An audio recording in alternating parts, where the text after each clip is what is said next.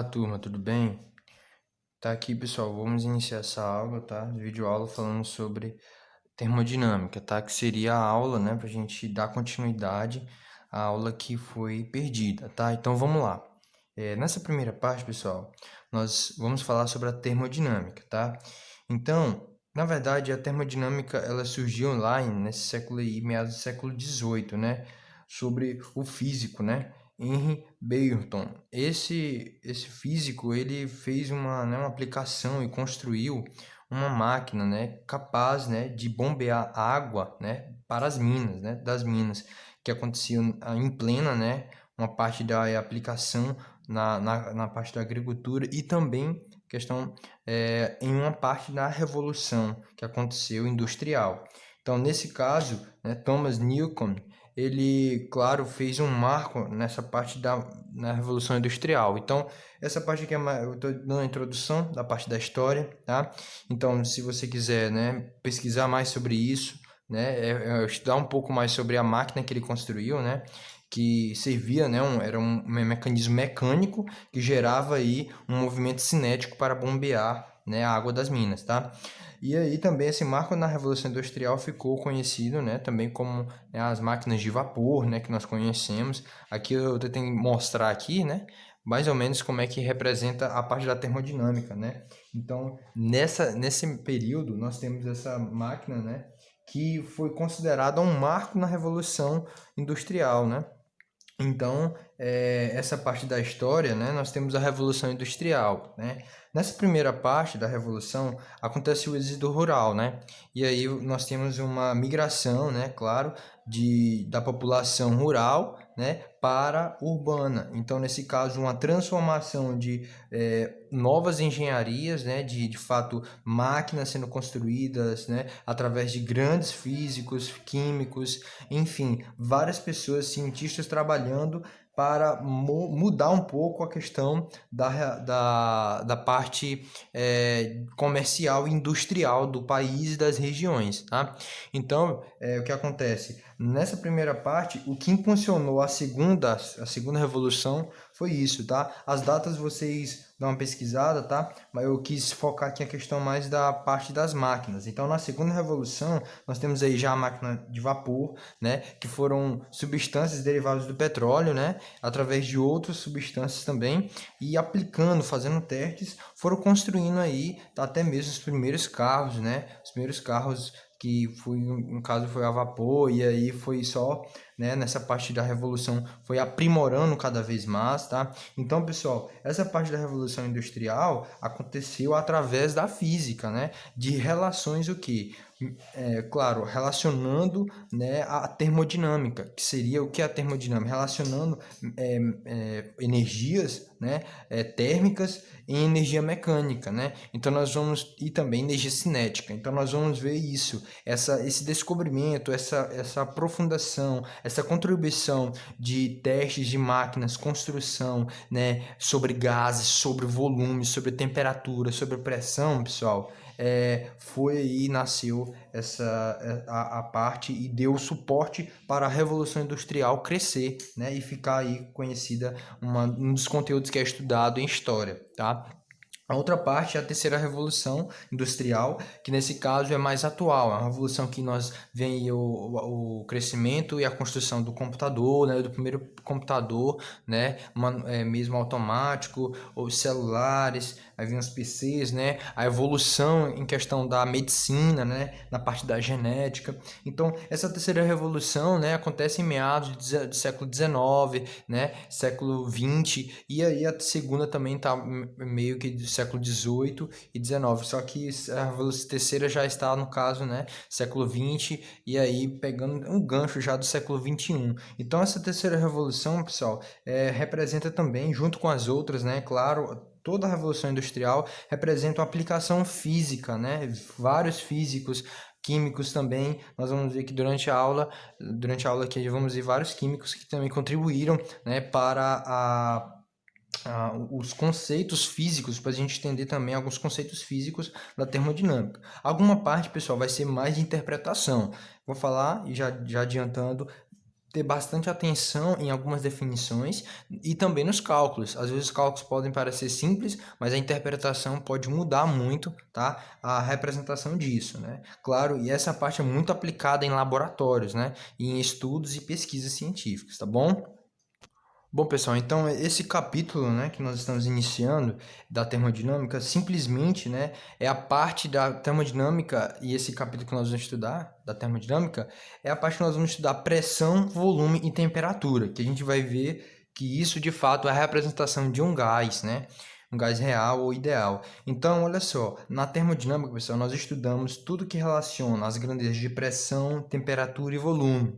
E também nas transformações de energia que envolve calor e trabalho, ou seja, todo esse movimento, né, que a gente falou das máquinas de vapor, gerando energia cinética, gerando energia térmica, fazendo movimentos, aplicando forças em um deslocamento, e a gente viu lá na cinemática, no primeiro ano do ensino médio, que o trabalho é a força vezes o deslocamento. Se tem uma força aplicada em um ângulo, nós temos o trabalho que é a força vezes o deslocamento vezes o cosseno do ângulo que é envolvido a essa força.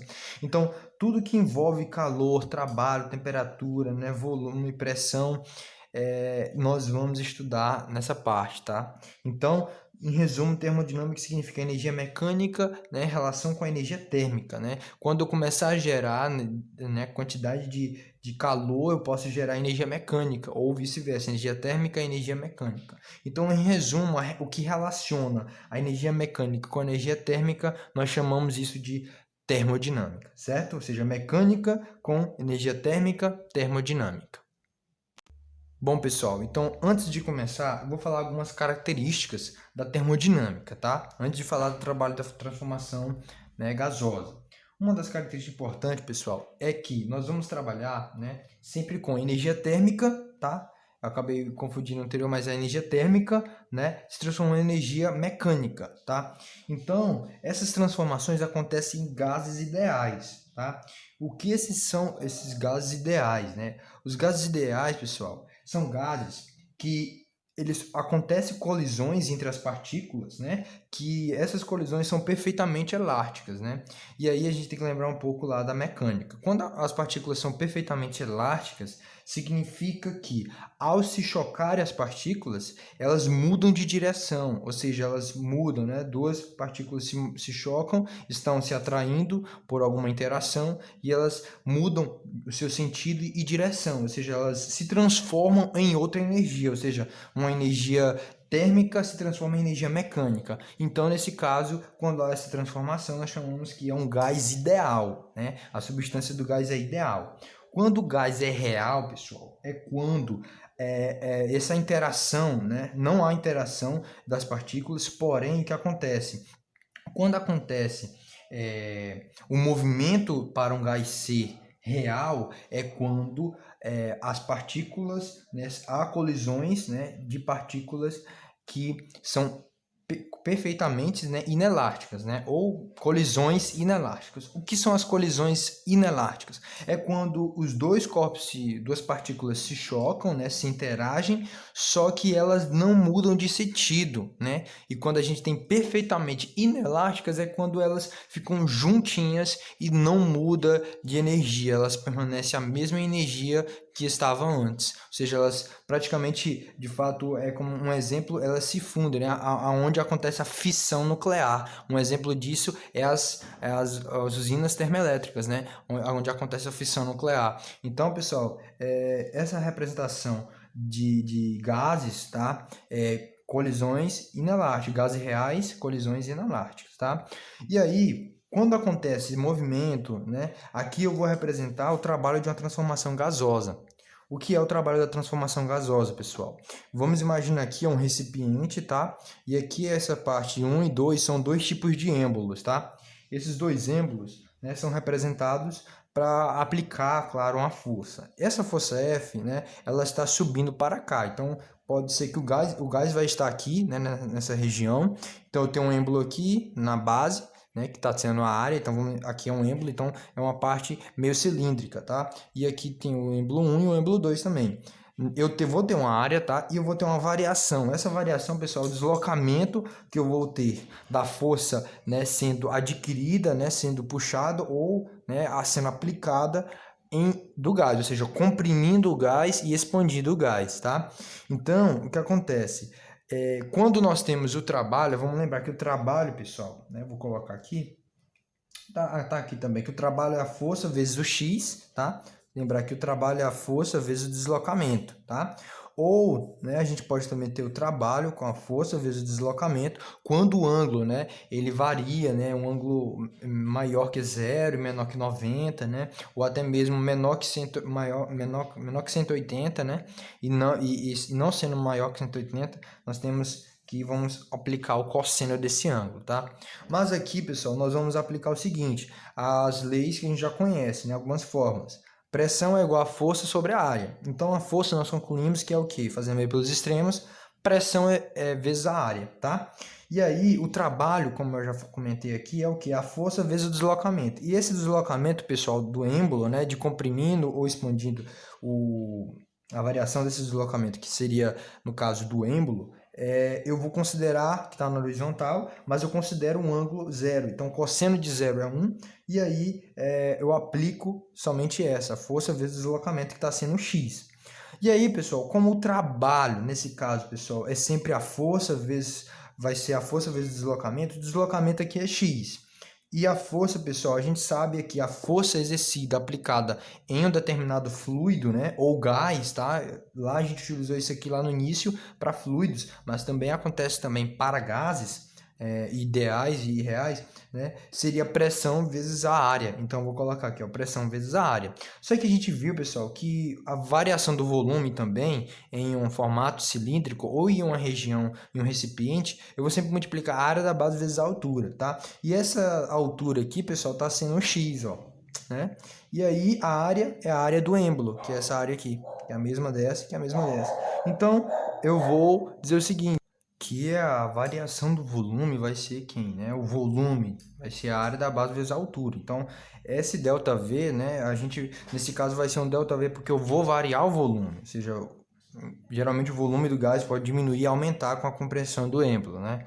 Então, eu vou substituir a vezes x, a área vezes x, por ΔV, que é a variação de volume. Então, o trabalho vai ser a pressão vezes a variação de volume. Então, é dessa forma que nós calculamos, né, o trabalho de uma transformação gasosa.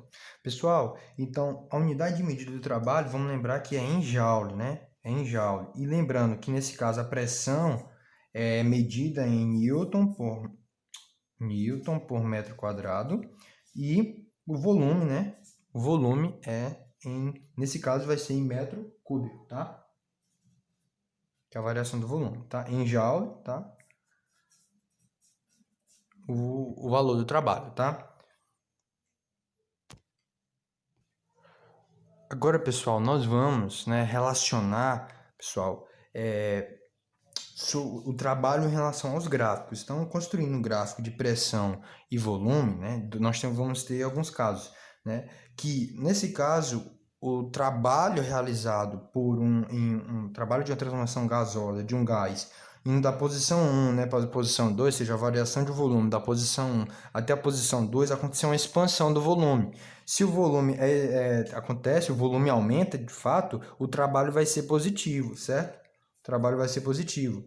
Se o trabalho, né, no caso, o trabalho realizado vai aumentar. Agora, se nesse caso o trabalho recebido pelo gás, se for somente o recebido, né, o volume vai diminuir, né? Então, quando o volume diminuir, né, eu vou comprimir esse volume, o trabalho é negativo, tá? Então, ou seja, quando o volume diminui do gás, o trabalho é negativo. Quando o volume aumenta do gás, no caso, o trabalho é positivo. Ou seja, quando aumenta o trabalho, acontece trabalho. Quando ele somente recebe, né, uma impulsão aí de trabalho do gás, nós temos o que? Que o volume vai diminuir. E também nós temos o caso quando o trabalho for nulo, né? Quando o trabalho for nulo, é quando o volume for o mesmo. Ou seja, não vai haver variação de volume. Se não há variação de volume, o volume vai ser o mesmo. E aí o trabalho, não existe trabalho. Só vai existir trabalho, vamos lembrar. Só existe trabalho se eu aplico uma força em um determinado deslocamento. Nesse caso, o deslocamento está sendo a variação de volume.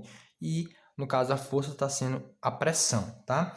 No primeiro gráfico é dessa forma, tá se expandindo. Aqui nós temos que a pressão está sendo a mesma, tá? E aí, claro, do volume 1 para o volume 2, se não haver, né, compressão ou a expansão do gás, nós temos que é nulo. Mas nesse caso nós temos uma área, então aqui vai ter uma pressão, né, que está sendo constante, então a gente vai observar que existe também a pressão quando ela é constante. Então a pressão sendo constante, eu vou ter também a área ainda sobre a curva, desculpa, sobre a reta, né? Aqui é sobre a curva, e essa área vai ser o nosso trabalho, ok?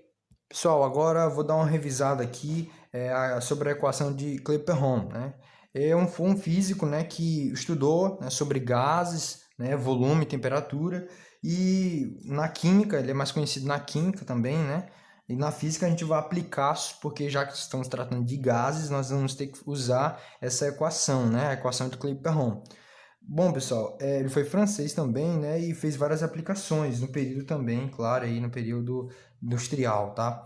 Então, nós vamos ter que a pressão vezes o volume, né, é igual ao número da quantidade de gás em mols vezes uma constante universal dos gases perfeitos, né? Vezes a temperatura.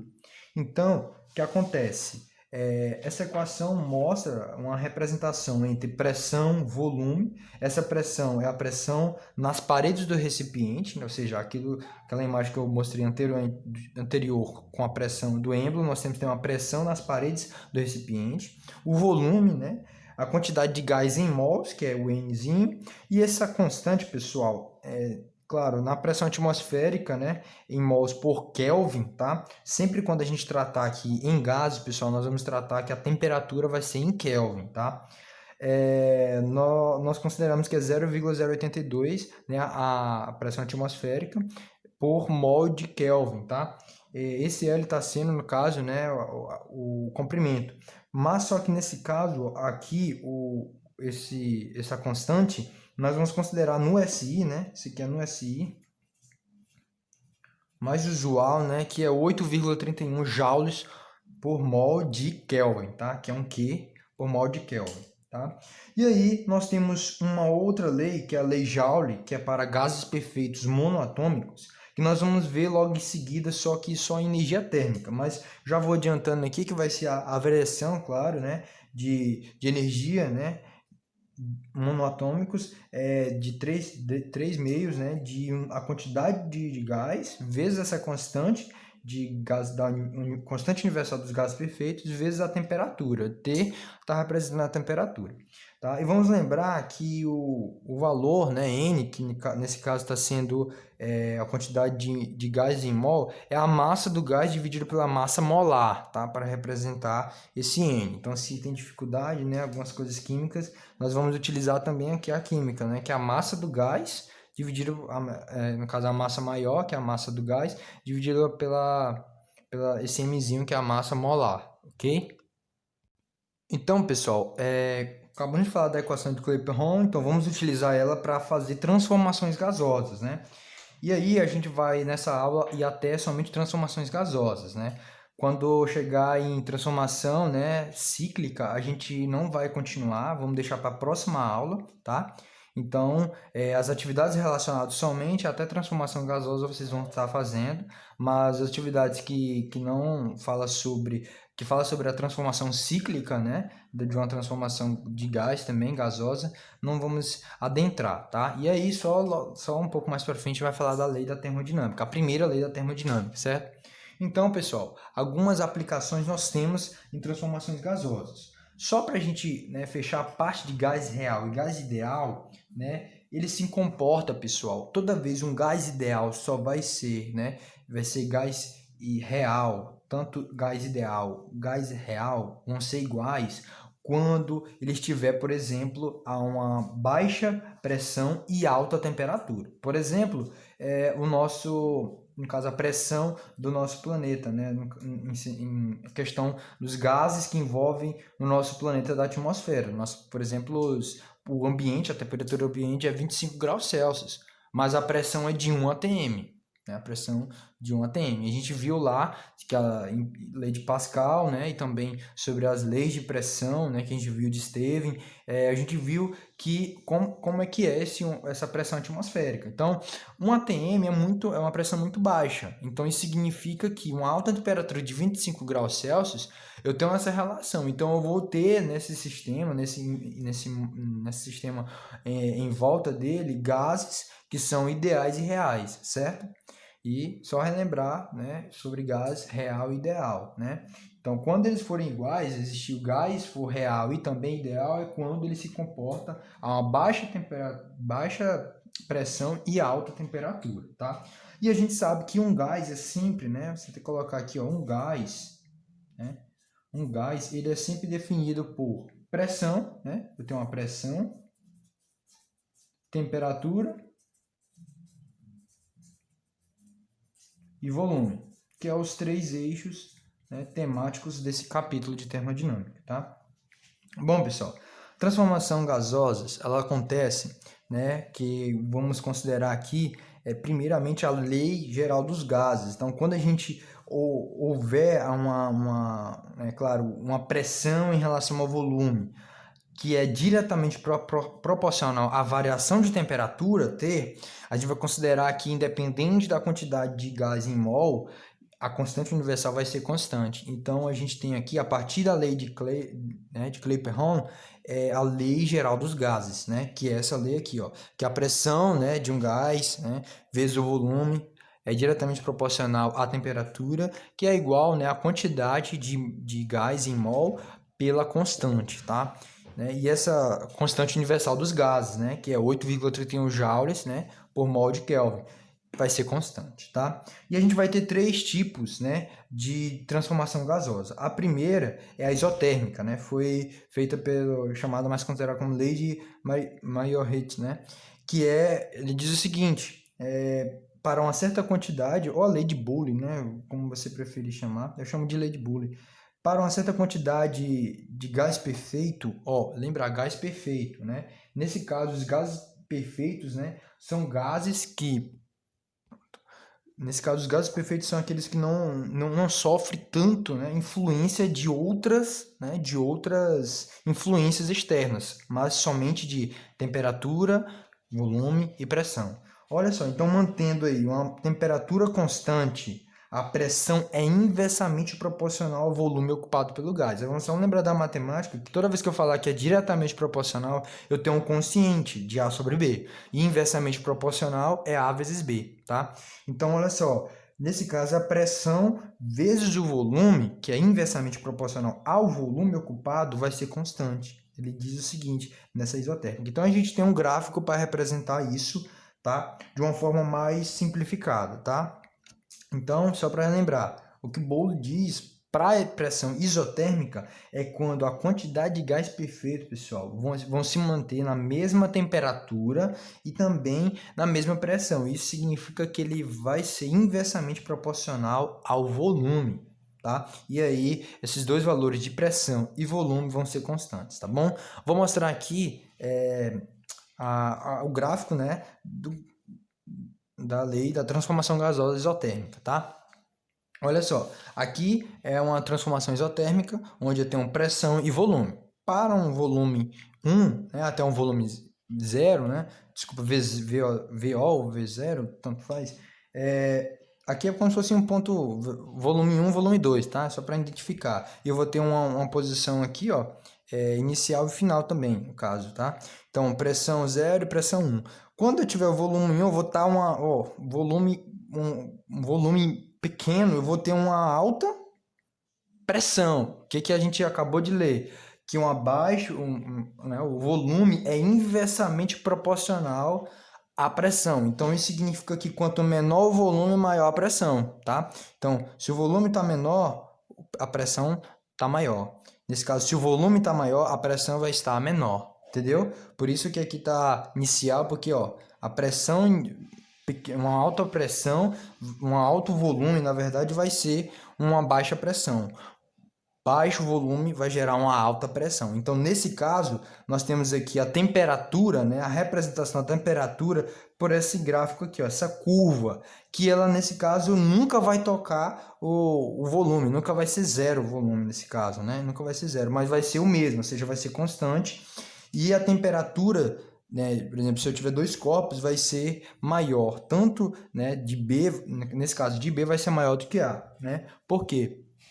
Ok, então nesse caso, uma temperatura B também está um pouco afastada, por conta de que quanto maior for a temperatura, mais o gás é afetado, mais a pressão e o volume do gás é afetado, então mais afetado pela origem do gráfico, tá? Então nesse caso, quanto maior a temperatura, esse gráfico, né, que representa uma alta pressão ou um baixo volume, ou um volume baixo a uma alta pressão, vai acontecer o quê? Que quanto maior for a temperatura, esse gráfico vai estar mais distante da origem, né? Ou seja, mais distante que próximo de uma pressão muito baixa e também de um volume muito baixo, tá? Então esse é o gráfico da transformação isotérmica, né? Quando eu tenho um baixo volume, mas uma alta pressão, tá? Ou seja, vice-versa. Se eu tiver um volume alto, né, um volume maior, eu vou ter uma pressão menor, ok? Então, agora nós vamos falar da isométrica. A isométrica, pessoal, é a lei de Charles, que para cada certa quantidade de gás perfeito, mantendo-se o volume constante, ou seja, o gás perfeito, né, e o mesmo volume, a pressão vai ser diretamente proporcional à temperatura. Agora, nesse caso, nós vamos relacionar a pressão com a temperatura. Se é diretamente proporcional com a temperatura, pessoal, então eu tenho aqui a pressão sobre a temperatura. Lembrar que aqui nós observamos que não dá para construir uma reta, porque nesse caso está sendo inversamente proporcional. E aí, quando a gente começar a observar esse comportamento, forma uma curva, ok? Como forma uma curva, a gente vai ver agora a diferença na isométrica. Que a pressão vai ser o quê? Diretamente proporcional à temperatura. E essa temperatura tem que ser absoluta. Ou seja, só para entender por que é absoluta, é em Kelvin, tá? Porque ela tem que ser em Kelvin, tá? Ok? E aí, quando eu tiver a pressão diretamente proporcional à temperatura, isso é uma transformação gasosa isométrica. E, nesse caso, essa razão aqui vai ser constante, tá? Então, eu vou mostrar aqui o gráfico da isométrica. Aqui, ó, o gráfico da isométrica. Quanto menor for a temperatura, menor pressão. Maior temperatura, maior pressão. Então, nesse caso, a pressão e a temperatura são constantes. Por isso, agora eu formo uma, tá? Por isso aqui eu formo uma reta. Então, nesse caso, aqui é uma reta crescente, né? Ó, reta crescente.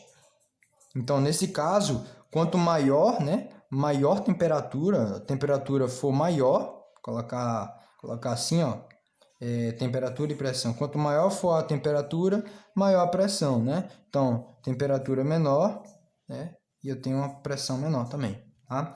Então, quando essa temperatura é absoluta em Kelvin, tá? Quando houver variação de volume, né? Nesse caso, nós temos uma representação não isométrica, tá? Então, esse é o gráfico da representação de uma transformação gasosa isométrica. Pessoal, só para representar, esse vídeo está um pouco longo por conta de ser uma videoaula, seja de 40 minutos. Mas eu vou tentar ser mais simples, mais rápido possível. Já estamos finalizando. Então, olha só. A isobárica é a lei de Gay-Lussac, né? Lussac. Para uma certa quantidade de gás perfeito, mantendo-se a pressão constante e o volume V, né, é diretamente proporcional à temperatura absoluta. Agora, o volume é diretamente proporcional. Isso vai ser constante. Por isso que aqui é uma reta, porque vai ser sempre constante. E ela vai, né, vai estar mais próxima aqui, ó, da origem, tá? Ela vai estar mais próxima da origem na isométrica. E na isobárica também, tá? Então, a pressão e o volume vão ser diretamente proporcional, tá? E a temperatura em Kelvin. Então, vamos mostrar aqui, ó, o gráfico. Então, olha só, pessoal. Tá aqui o gráfico. Tá? Esse de azul representa, claro, a reta, né? Então, quanto menor a temperatura, menor o volume. Maior a temperatura, maior o volume, tá? Então, quando eu ver agora não é pressão e volume, mas sim, claro, pressão e temperatura. Agora é volume e pressão. Quando acontecer isso, né? Então, temperatura, ó, volume, né, for maior, a temperatura também vai aumentar. Se o volume diminuir, a temperatura também vai diminuir, tá? E aí, isso aqui é quando estamos a temperaturas críticas, né, que estão bem próximas de zero, né, ou ser nulas, né, que aí seria também temperatura 0 Kelvin, tá? Então, olha só, que nesse caso a gente sabe que não existe, tá? Olha só, então, essa aqui é a representação, né, só para frisar, que é a isobárica, né, que é a transformação gasosa isobárica, né? Então, pessoal, a gente vai ficar por aqui, tá? Em transformações gasosas. Na próxima semana, né, semana que vem, a gente vai continuar a partir daqui, ou seja, transformação cíclica, transformação gasosa cíclica, e aí energia interna, tá? Então a gente vai com bastante cuidado, tá? Então faça as atividades. Qualquer dúvida pode deixar nos comentários, curte, né? Se inscreve no canal se não se inscreveu, compartilha também com amigos, né, que tem dificuldade em física, tá? Vocês podem estar compartilhando, beleza? Pessoal, então, finalizando aqui, ó, termodinâmica, né, é a representação e a lei, né, o conhecimento, a ciência que estuda, né, volume, pressão e temperatura, né, e essas energias, né, térmicas transformando em mecânica, tudo isso a gente chama de termodinâmica, tá, pessoal? Até a próxima!